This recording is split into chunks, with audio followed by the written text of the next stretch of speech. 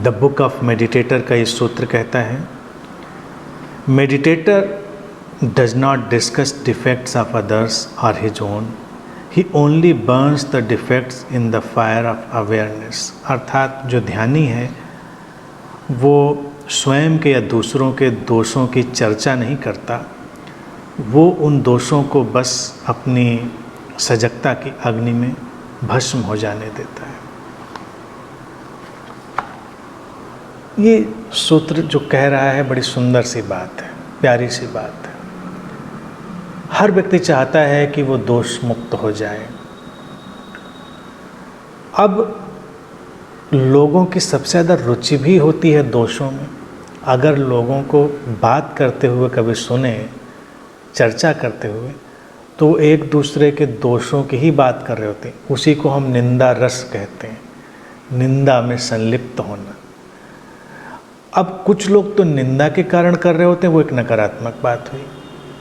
फिर कुछ लोग उसको सकारात्मक ढंग से पकड़ते हैं कि आध्यात्मिक रूप से हमें विकसित होना है, तब भी वो दोषों की बात करते हैं,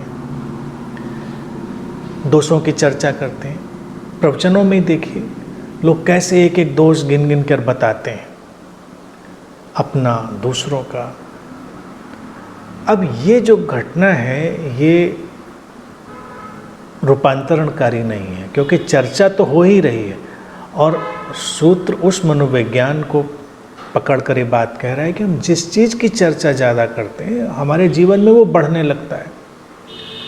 कई लोगों को ये शौक़ हो जाता है ना कि दोष बताए जाएं उनके, जिससे वो उनको ठीक कर सकें।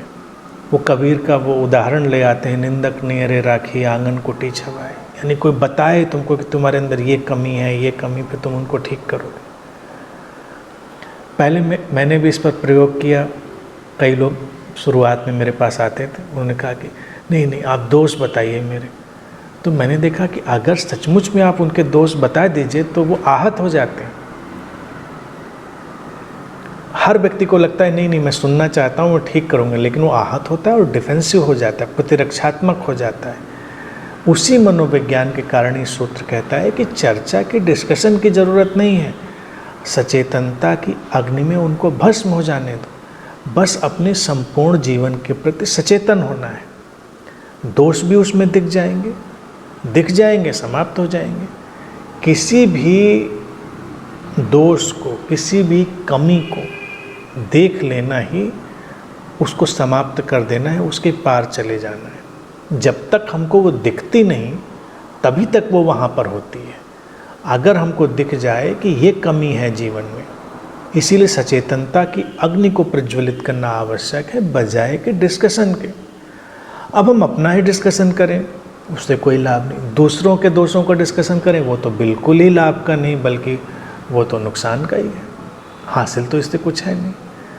तो मूल बात पर हमको ध्यान रखना है। सूत्र कहता है मूल बात यही है कि सचेतनता की अग्नि को जलाओ, चिंता मत करो दोषों की।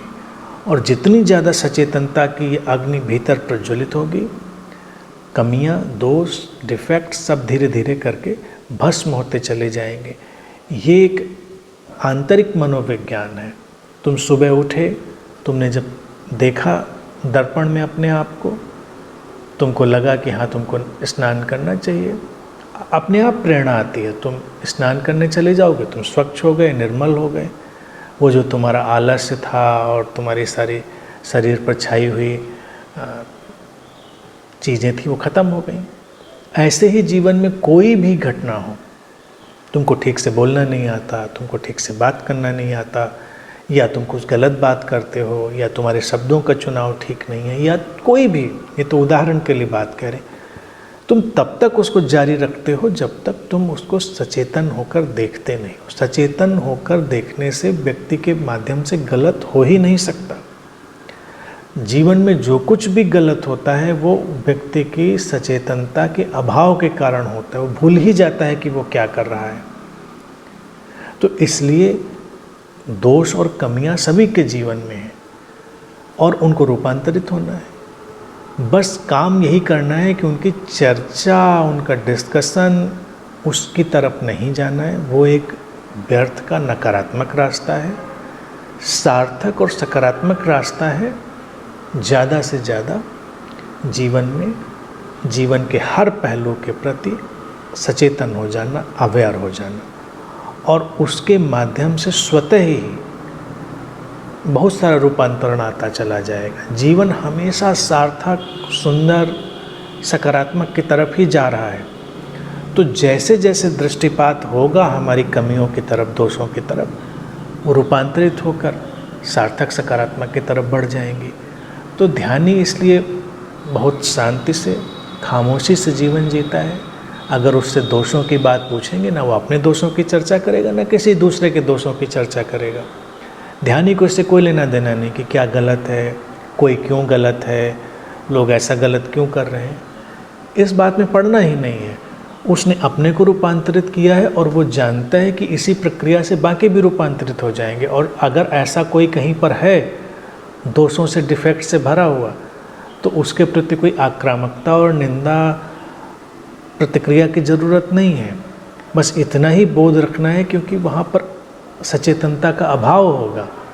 अगर सचेतनता का अभाव हो तो तुम कुछ कर नहीं सकते। वहाँ पर भी सचेतनता की आग ही जलानी पड़ेगी, तभी दूसरे के अंदर से भी उन कमियों का रूपांतरण होगा। उसके पहले ये संभव नहीं है। तो ये बहुत महत्वपूर्ण और मौलिक बात है, और जीवन को बहुत हल्का बनाने वाली बात है, क्योंकि दोषों की चर्चा, डिफेक्ट्स की चर्चा से ही लोग बोझिल हो जाते हैं और जीवन उनका निराशा से भर जाता है। ये निराशा के अंधेरे से बाहर ले जाकर आशा के प्रकाश में जीना सिखाने का बहुत ही सरल, सुंदर सूत्र है।